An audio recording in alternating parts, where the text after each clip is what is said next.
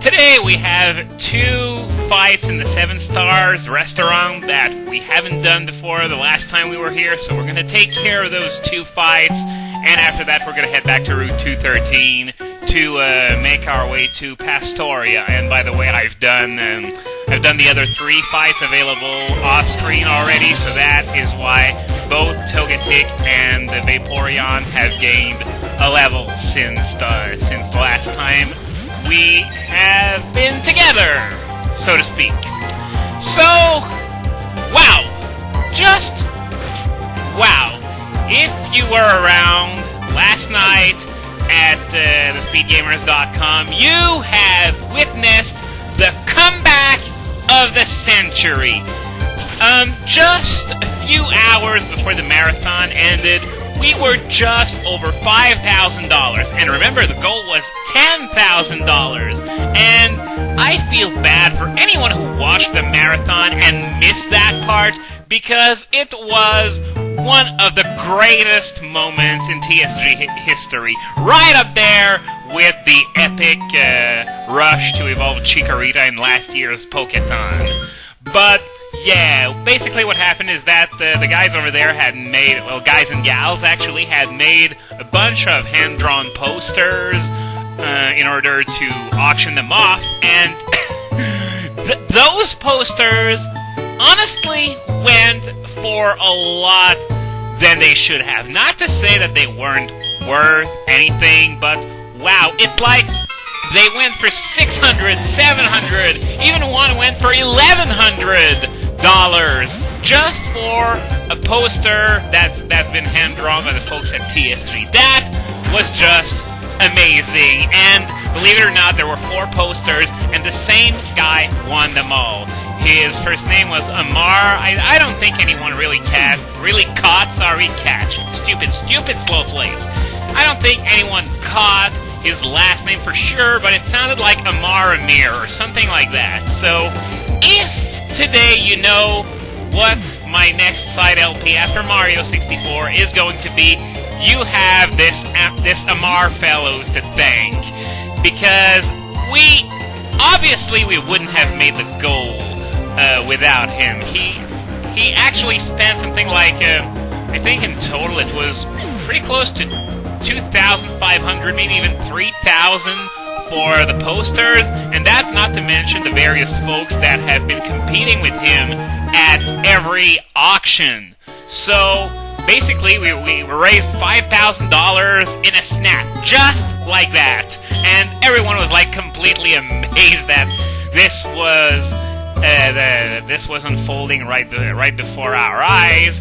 And so yeah, we're done with the 7 Stars restaurant for now. We're going to come back and do the last 2 fights whenever they're available. This may go after the holiday break, though, because as usual I'm going to take a break over the holidays. A break of LPing, that is. But yeah, as far as the mystery LP goes, well, of course, if you were in the chat at the time, you probably noticed it, and if not, then I updated the channel with it. It is going to be The Legend of Zelda: Ocarina of Time. And I've said a few weeks ago that I wasn't sure if I was going to do it, and just so we're perfectly clear, that wasn't a lie. It's no secret that I really wanted to do Ocarina of Time at some point, but that there would be some problems that would arise. Namely because the game is so much larger than any of the other side LPs that I have done. So far, my longest one is the one for Ken's Labyrinth, though if Mario 64 goes past 20 videos, which it obviously will since I only have 59 stars after 9 videos, but Mario 64 is going to be my longest side LP, and Ocarina of Time is so huge, it doesn't even compare, especially since it's a completely different genre. We're talking platformer versus action-adventure here, and typically action-adventure games are slower paced and they've got dungeon crawls and everything. So yeah, that would present a problem.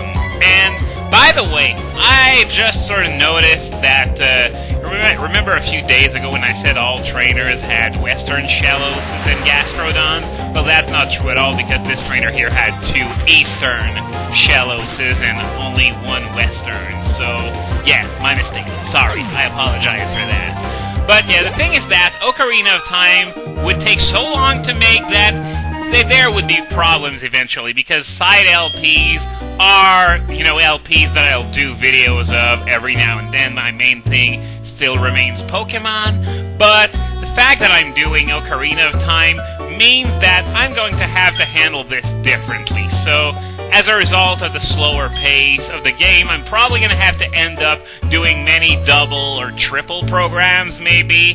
And I don't even want to know how many parts it's going to take to beat the Water Temple. I am not looking forward to doing the Water Temple, to be honest. But I'm sure everyone else will enjoy me suffering through that place. You'll love to see me suffer. But, as I was about to say, there was this whole logistic thing that's going on that I needed to take a look at, and I think I ended up planning the whole thing fairly well, even though I don't know when it's going to begin relative to where I'm going to be in Platinum. It's certainly going to seep into the time I would do Soul Silver as well, if I ever decide to do Soul Silver. Ouch! Dragon Rage! Oh! Well, didn't expect to see that, but Dragon Rage hurts a lot in-game, especially compared to whatever feeble attacks opponents can throw at you. So, yeah, Dragon Rage just took a quarter of my Vaporeon's HP right there. But, yeah, so in the end, all those issues were, I think, fairly well ironed out, so Ocarina of Time is going to begin at some point after I finish Mario 64. And by the way, I didn't want to experience the same thing as with Mario 64, so I actually tested Ocarina of Time before making the announcement. That is, I did it a few weeks ago, 1 or 2 weeks ago, I don't really remember, and I found out that there were a few serious glitches. And I'm going to come back to this in a moment, because this is Dr. Footstep's house, and this guy is the guy in the game who's going to tell you just how happy your lead is, and it's actually sort of a gimmick this time. He's going to take a look at your Pokemon's footsteps. Yeah, don't ask how this works. No, I got it. Nintendo Logic! Okay, Jeff is a remarkable human and trainer that I can always perform the best any Vaporeon possibly can. I attribute that entirely to my partner, Jeff. When we travel, I can see wild Pokemon eyeing us enviously. Wow, that is a little overkill. Very close bond. It's almost creepy how much this Vaporeon likes me. Footprint ribbon. Sorry, it's a ribbon that you get once your happiness is high enough. So no, I just wanted to see if he said something different. He doesn't, so I gotta endure that creepy speech all over again. But yeah, this ribbon is something you get when your Pokemon's happiness is high enough. Can't really check these. Sorry, I thought there was gonna be some text about it, but no. So, basically, that's it for the footstep guy, so he can give you an indication of just how much your Pokemon likes you. It's really handy if, in case you have a Pokemon that evolves by happiness, though, of course, the friendship checker sort of obsoletes this guy. So, as I was saying, I tested Ocarina of Time, and there were a few glitches that I needed to find out how to solve. Most notably, there was the annoying fact that if you've seen Jammu 2000's LP, there was the problem where whenever you entered the menu, you would always see where you started your session of gaming, whether it's at Link's house as young Link or there's nothing there, just a honey tree. Stupid. Well, yeah, if you're young Link, you start at Link's house, and if you're adult Link, you start at the Temple of Time, and you would always see either one whenever you entered the menu. So, basically, basically, what I needed to do, and there were other more problematic glitches, such as, for example, on the equipment screen, instead of Link, you'd have a sort of a giant blur of colors and everything. So, all that needed to be done was just to check some box on the graphics plugins options, and, well, the glitch was ironed out fairly easily. Hopefully that doesn't create more problems somewhere down the road, because I wasn't about to play 5 hours just to see if there were glitches. Usually the more important glitches appear straight away, and I didn't notice any others that appeared as a result of checking that box. So, yeah, the game is on. It's going to be Ocarina of Time after Mario 64. Anyway, we're about to enter Pastoria City, which, you know about the Battle Frontier? Well, I'm going to answer no just to see what she has to say about it. But no, I'm not going to explain it all over again, because when I visited the Battle Frontier in Emerald, it dragged on way too long, even for my own good. And, well, she says just about the same thing whether I answer yes or no. So what's the point of even asking? That is just stupid, but whatever. I'm not gonna... Oh, we got a Galactic Grunt here, and if you remember, the last time we dealt with Team Galactic, they said they'd shipped something to Pastoria.